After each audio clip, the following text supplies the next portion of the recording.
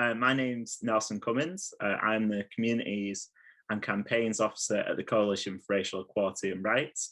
And thank you for joining us for this Black History lunchtime talk today. Before I hand over to Dr. Peggy Brunache, I just wanted to give a short introduction to Black History Month in Scotland. So in Scotland, the Black History Month has been coordinated by the Coalition for Racial Equality and Rights since 2001, taking place every October. Our approach to Black History Month encompasses the histories of African, Caribbean, and Asian people in this country, people who often have a direct link with Scotland through slavery, colonialism, and migration. Black History Month focuses on people whose sacrifices, contributions, and achievements against the backdrop of racism, inequality, and injustice are often forgot about. And our approach to Black History Month is rooted in the similar approach to Black History Month across the UK, which was launched in October 1987 by a multiracial group working alongside the Greater London Council. And part of the aim of Black History Month is to illuminate hidden histories in the UK. And yeah, I'll just give a quick introduction to our speaker today, and that is Dr. Peggy Brunache, who is a lecturer in the history of Atlantic slavery at the University of Glasgow, and is the first director of the newly established Beniba Center for Slavery Studies.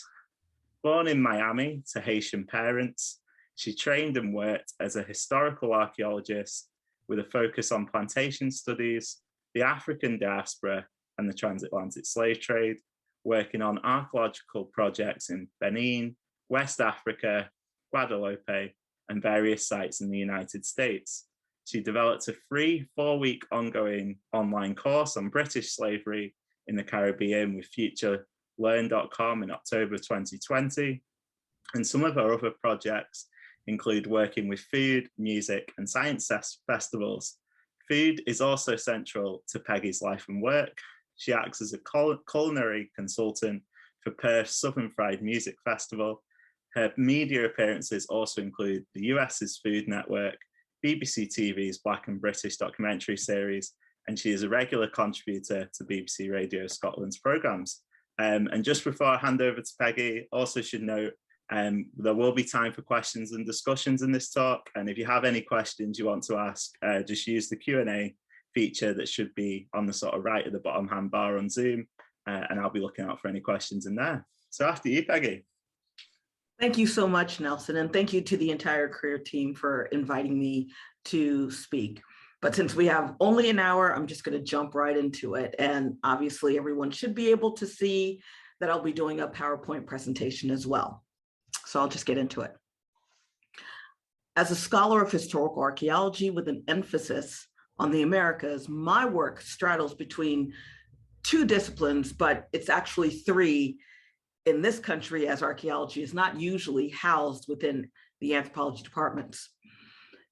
Since the late 1980s, historical archaeology in the Caribbean has endeavored to provide a unique contribution to the Black diasporic studies by moving beyond the focus of primary and secondary historical documents to include the study of material culture and landscape to further our understanding of African nations during the transatlantic slave trade, as well as the past lifeways of the Black Atlantic. Although scholars have focused on enslaved Africans and their descendants under British, Dutch, and Spanish colonial powers, similar studies in the French Caribbean, although still in its infancy, presents intriguing avenues to reveal and possibly reactivate voices of Black subjects under French rule, the colonial majority, most of whom were rendered silent or passive in the historiography of slavery. My presentation today briefly explores how Black feminism underpins my theoretical and methodological analysis of Black foodways as a form of daily subsistence practices performed during and after slavery as a form of transformative Black resistance for identity formation and societal change. Firstly, I'll just provide a very brief overview of Black feminism and historical archaeology, and then use my work in the French West Indies as a case study. And I'll set the context of my research based on the excavations in Guadeloupe, which is a French set of islands in the Caribbean, then discuss slave foodways with a focus particularly on a plantation called Habitation La Mordière. And ultimately, I frame my work on slave cuisine in a Black feminist critique of French Antillean identity formation as a form of culinary resistance and identity formation.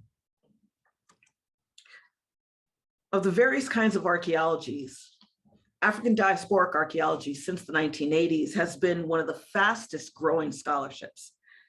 And although the validation of feminist approaches have been influential since the early 1990s, the convergence of a Black feminist approach was still lagging at the arrival of the 21st century.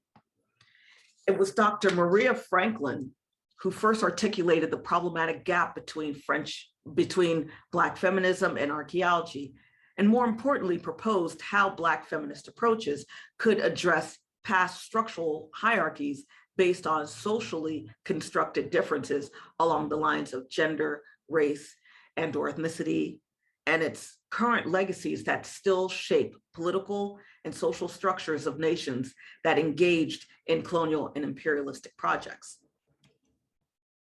Franklin stated, quote, "For while Black feminist theorizing centers on the issues and concerns within Black women's lives, its critique has implications for all archaeologies that claim a critical space and which advocates a socio-political agenda of inclusiveness and empowerment for historically marginalized groups."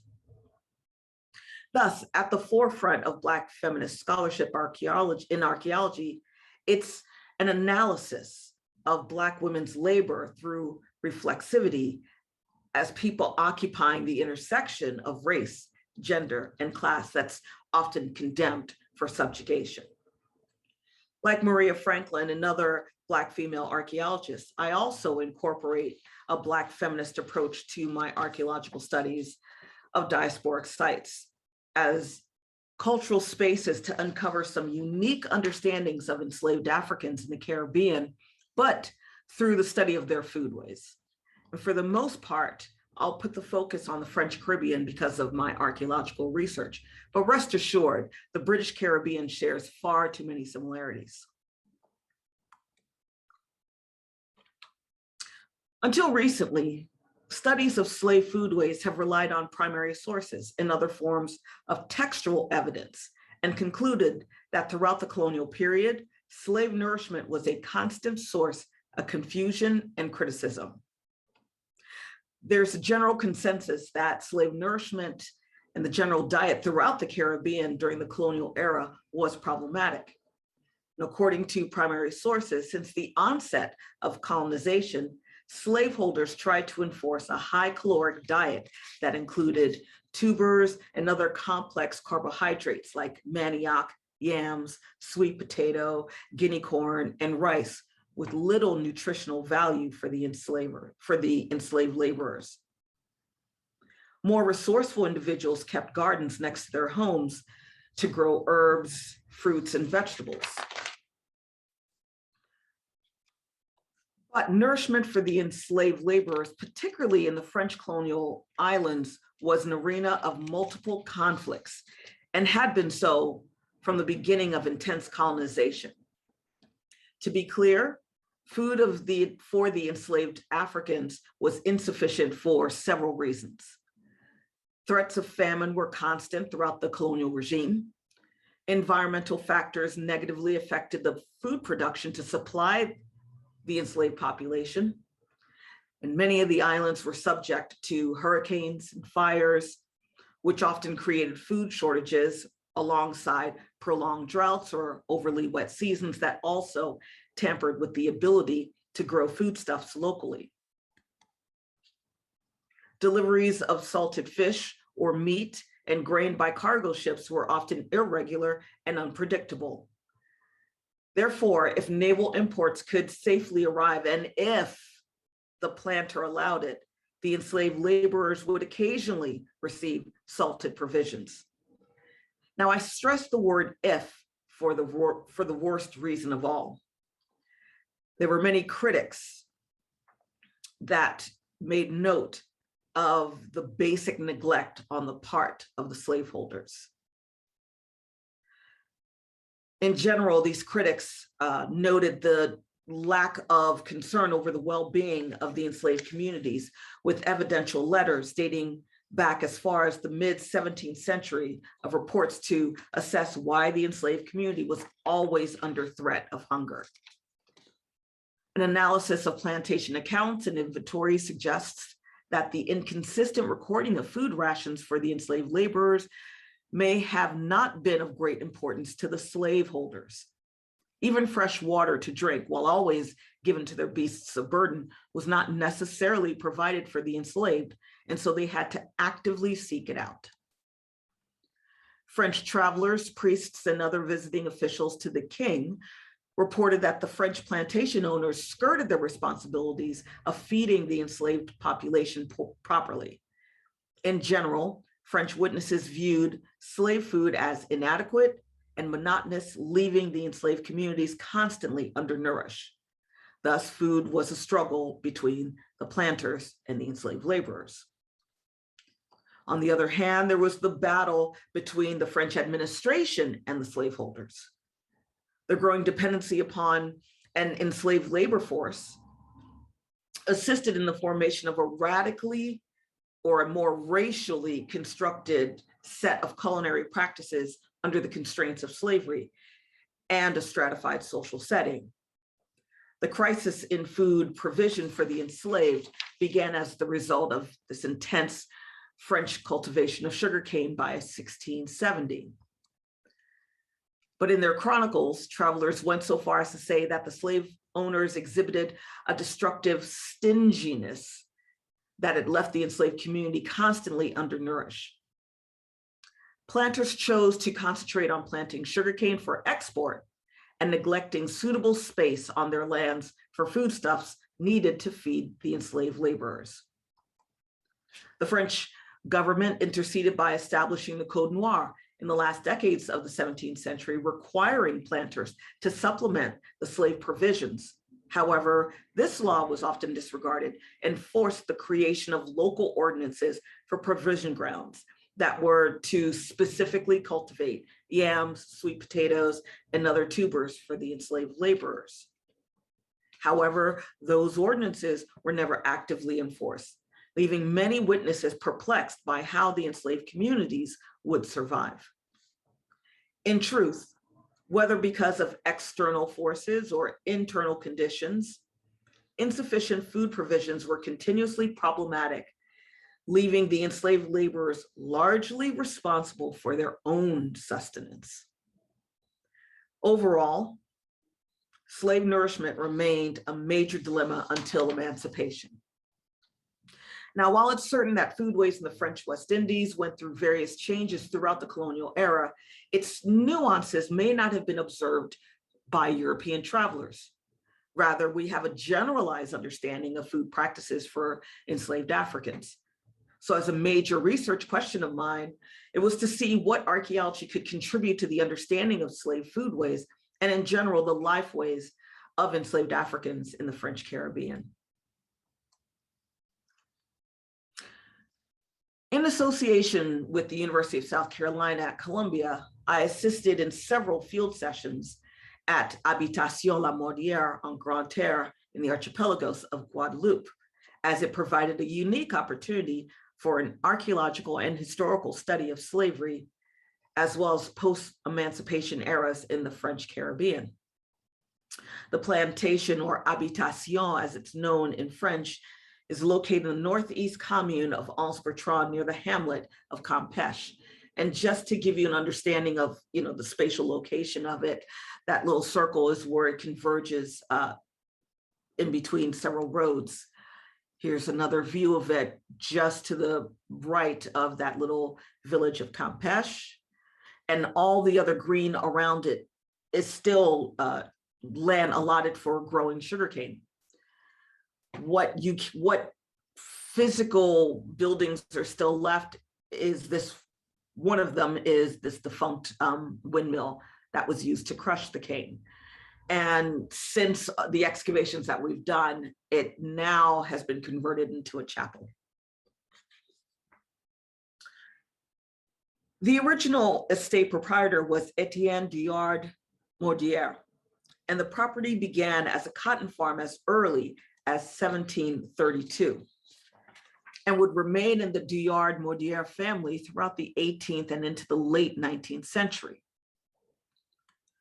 Over the next decades, the property evolved into a prosperous sugar plantation of 465 hectares.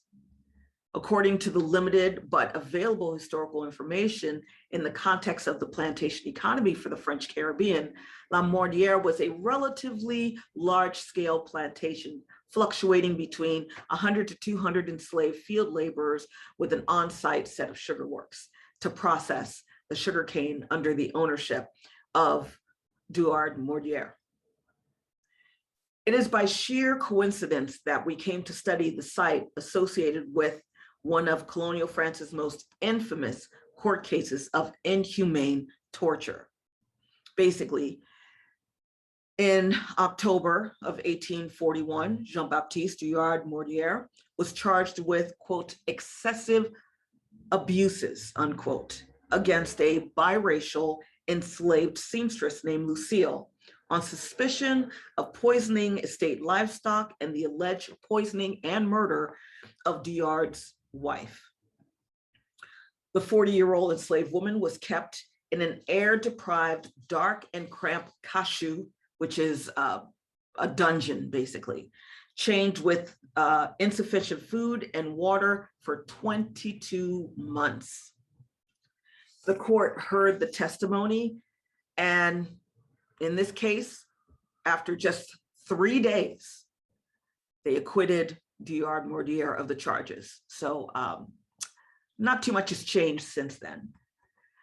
Just to give you an idea of what these slave dungeons look like, they are still dotted throughout the land in the Caribbean, which you could visit if you ever go out.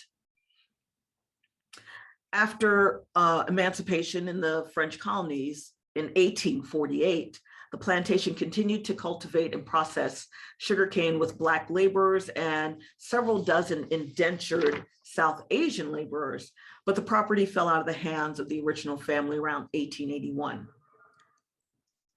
The land upon which La Mordière sits is primarily owned or presently owned by the regional government, and research we were given permission because the council had an interest in developing the site for historic interpretation to the public. Due to the limited historical information we could recover, we have been unsuccessful in locating many journals or state management records, so our excavations were guided mostly by survey results. And just so you get an understanding of the way plantations work, not just in the French Caribbean, but throughout other parts of the Caribbean, the highest point on those properties is where the windmill would be.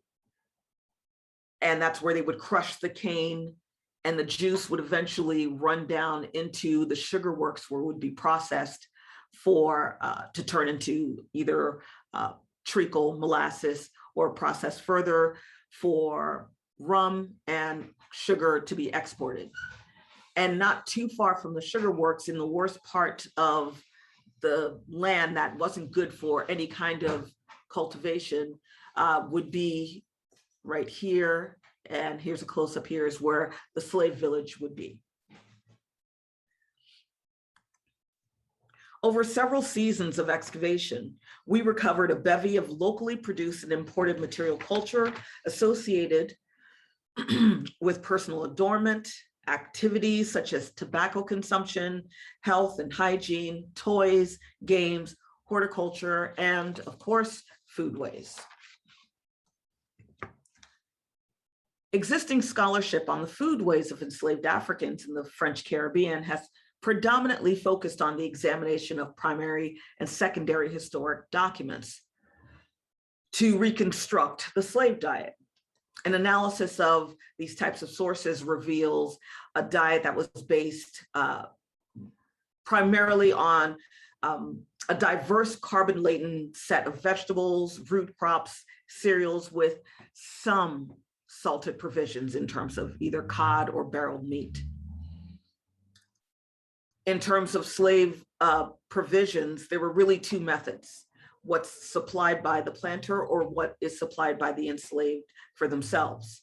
And throughout the Caribbean, carbohydrates composed the bulk of slave diets, these tubers and grains with a high caloric value that was necessary for the daily arduous agricultural work. Plant protein, such as beans and legumes, were more reliable for protein intake, but animal protein was desired and deemed necessary, even if in small portions, such as in the case of salted provisions. Fresh beef or pork was usually relegated for whites, especially the planter class. Thus, many of the enslaved meals wouldn't have included a substantial amount of meat, perhaps only enough to flavor the food using salted meat. As such, one-pot dishes like gumbo were foundational as stewed meals throughout the Caribbean and much of the plantation South in the United States, into which animal protein would have been added when opportunities allowed. Although plantation owners did not supply the enslaved laborers with substantial amounts of fresh or salted meat, the archaeological record has shown that the enslaved communities were not passive recipients of slave food.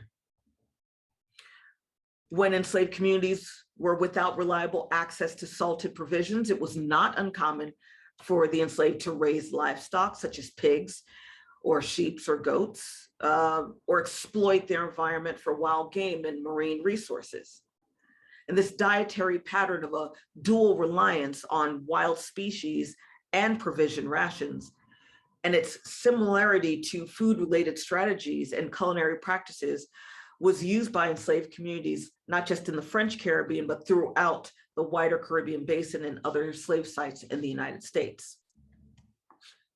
My analysis of what we call faunal remains, that's basically animal bones, suggests that the enslaved laborers on this plantation considered or consumed a considerable variation of dietary protein that was mainly meat-based, relying on some terrestrial sources, mostly pork, and some wild meat, rather than the salted provisions that were supposed to be sent to them, and also relied on marine sources.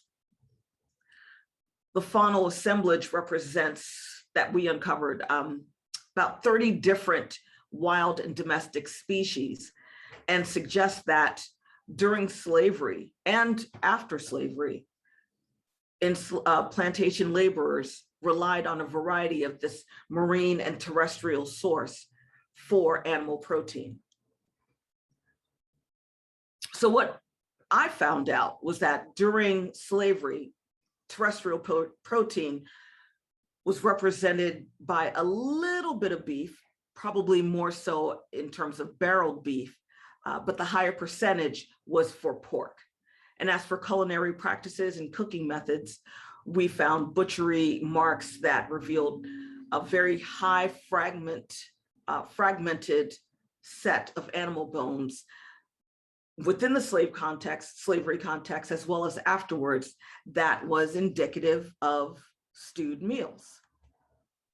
The majority of the ceramics from the artifact assemblage recovered included numerous bowl sherds and pot sherds for cooking on open fires, which again supports the notion of soup and stewed-based meals.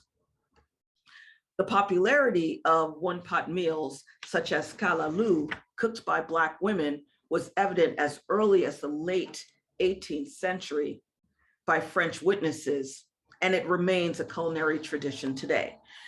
And in places like Jamaica, kalaloo is called pepper pot.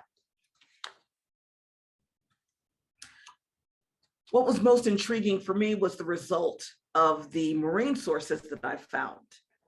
The percentage for marine invertebrates, such as West Indian topshell, clams, chitin, conch, etc., provided an abundant source of meat and contributed to just over 50% of the total amount of edible meat that was associated with the faunal assemblage of the slavery context. Mollusks and bivalves and other species of shellfish collected along intertidal zones during low tides, and occasionally some fish provided a significant contribution of that animal protein that was so desired. The significant presence of shellfish in the laborers' consumption patterns basically served as a response and a supplement to the insufficient amount of beef and pork in their diets. So like this picture of whelks, which in the French Caribbean are known as bougot, turned out to be the most common shellfish recovered in the assemblage. It's because the species is a culturally and ecologically important intertidal gastropod in the Caribbean. It inhabits rocky shores and intertidal zones. And so the relative ease of collecting made the whelk a common subsistence choice by not just enslaved people, but indigenous people in the Caribbean before colonization, before European contact. According to 18th and 19th century primary sources, these types of shellfish were considered everyday food, but more importantly, they saw it as inferior food for the inhabitants who weren't well nourished. But it was food. And with regard to the plantation La Mordière, it's not surprising that they relied so heavily on these whelks because the plantation lies only just over a mile to the west of the island's coastline. The shore is a rough landscape without significant beachland, but it does have enough of a rocky intertidal zones to collect various shellfish during low tide. Thus, the enslaved community took full advantage to collect as much shellfish to not only supplement their nutritional needs, but to also diversify the tastes and textures of their meals, an opportunity not necessarily available on other plantations that would have been located too far from the coastline or major waterways. And unlike fishing that requires sufficient time and skill, collecting whelks and other similar shellfish would have been an activity easily performed by children and adults during the relative periods of downtime away from field work or sugar production. The consumption of domestic meats and marine sources suggests this unreliable and unstable distribution of food rations from the Europeans, from the slaveholders, forced the enslaved laborers to actively participate and ultimately manage alternative subsistence practices for survival. So I sought to re-examine the narrative of slave diets as a possibly misinformed public memory, one that's supposedly homogeneous and stodgy, made up of the plantation owners' scraps with little appetizing pleasure. And while I have discovered some of the aspects of slave diet and the complexity of slave foodways, food studies generally have not sought to theorize foodways as a form of resistance or uncover a direct connection to identity formation of the enslaved populations and their descendants. Now, while we know that the link between foodways and identity has been observed and theorized by social scientists for decades, we also know that they argue that there is a sense of identity and connections to one's culture that's shaped and reshaped through everyday ordinary activities, and that these actions are in turn influenced by culture and identity formation practices. So that's the long way of saying you are what you eat, but what you eat says a lot about who you are.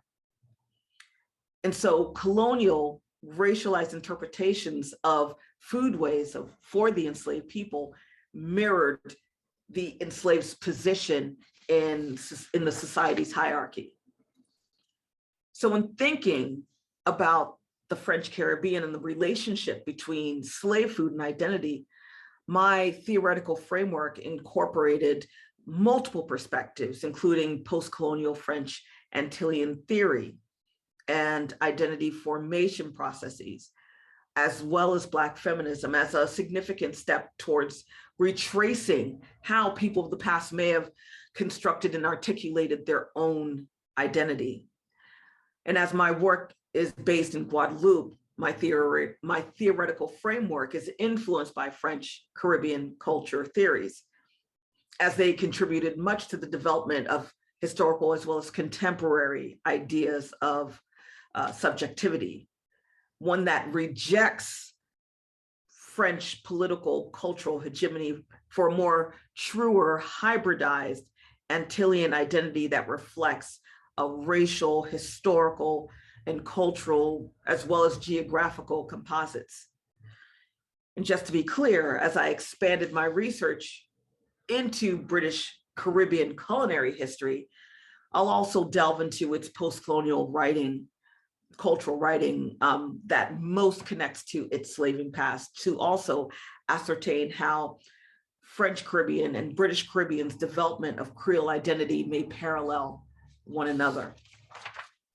But to return to the French Caribbean and its theories on identity, I found that Black women were often absent as prominent actors in the formation of this identity, this Creole identity. And needless to say, I wasn't the first to notice this. Caribbean feminists pointed out that productions of French Caribbean identity are typically androcentric. And since the 1930s, there's this repeated failure to acknowledge nuanced identities along the lines of gender, class, sexuality, and not just race. This was particularly problematic as I was theorizing a process of retracing how people of the past may have articulated their identity through everyday practices, such as cooking and other food preparation methods, with many roles historically occupied by women and still are. And yet they are marginalized by contemporary French Antillean theorists. My theorizing of an emerging Creole identity during slavery is heavily influenced by a Black feminist approach of intersectionality. And I use it as a framework to study the fusion of oppressions with greater gender inclusivity to explore difference and self-making by validating women's experiences. Although much of the conditions of plantation life were shared by men and women, I don't conflate Black women's experiences of slavery with that of Black men, as their experiences of oppression, exploitation, especially sexually, discipline, and punishment did differ. Instead, I seek to transform problematic androcentric perspectives of traditional Caribbean identity and politics for an intersectional analysis that explores this difference. Therefore, I situate Black women's roles in slave subsistence practices at the center of the production of Creole identity to relay an alternative narrative, this link between slave foodways, resistance, and identity formation. Because slave foodways operated within this arena of multiple conflicts, it allows for intriguing opportunities to uncover and theorize subtle and symbolic forms of slave resistance that differs from traditional studies. In general, slave resistance has commonly been conceived as a physical and often violent reaction to racialized exploitation, terrorism, and the constraints of chattel slavery. But I question this limiting definition of resistance, whether it's, aggressive rebellion or marronage, which is the formal term for the act of running away, both of which are often seen as male-centered activities that happen infrequently even though we know women certainly participated in both. But again, those activities cannot be compared with every single day activities like those associated with food. Colonial racialized interpolations of foodways for enslaved people mirrored the enslaved's position in societal hierarchy.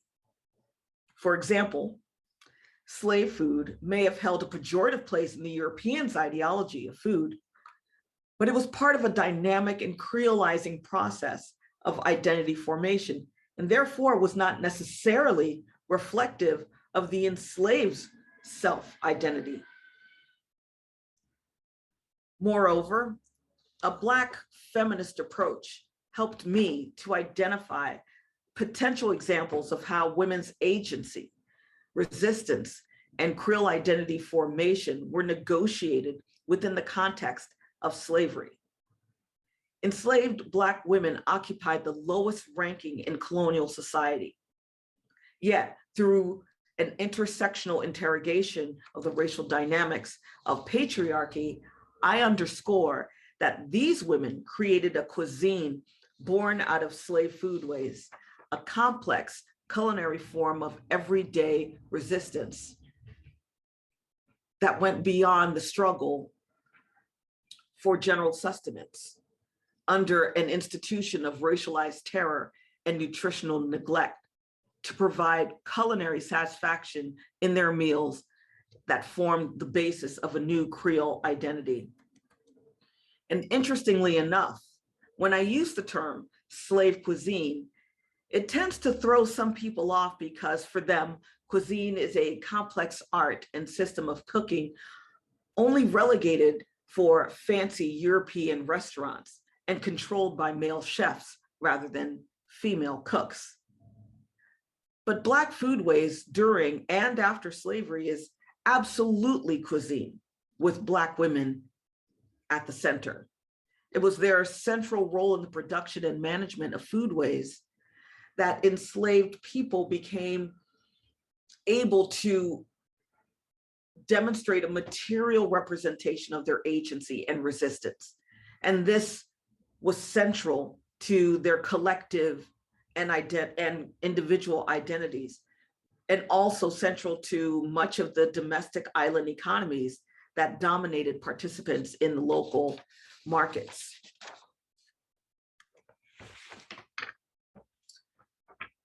When considering the French Caribbean and its colonial past and its relationship with food, I had two intertwining goals. One, to reconstruct aspects of slave foodways of the French Caribbean, and also to contribute to the baseline of data from which to compare future assemblages.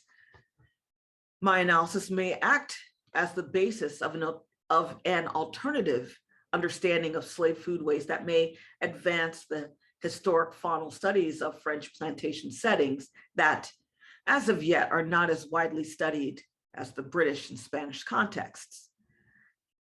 This alternative narrative is linked to my second goal, which is to center the role of enslaved women as actors of culinary resistance and for French Creole identity formation. However, there is suitable evidence to suggest that enslaved women throughout the Caribbean were central to culinary resistance and the forging of contemporary Creole identity. Engaging different archaeological and historical lines of evidence through a Black feminist lens allows me to consider a more inclusive perspective that acknowledges the participation and contribution of enslaved women in identity formation processes that cuts across masculinist perspectives of traditional Caribbean identity theory and politics. Enslaved women's culinary creativity, which should be seen as a form of knowledge production, were also cultural activities that certainly provided pride and pleasure in the act of making as often as it was in the act of eating, that helped to create, shape, bond, and identify families and communities simultaneously. Furthermore, these activities performed by women must also be viewed as identity-affirming practices that was at the core of Creole culture and identity. Black women who, by race, gender, and status as enslaved, were seemingly powerless and relegated to the lowest ranks of colonial social hierarchy. Yet, these women played a significant role as culture bearers within this culinary system that acted as a strategy to subvert and resist the politics of power while playing a role in the self-construction of their own identity. A Creole identity that is still linked to slave foodways and Creole cuisine today. Thank you very much.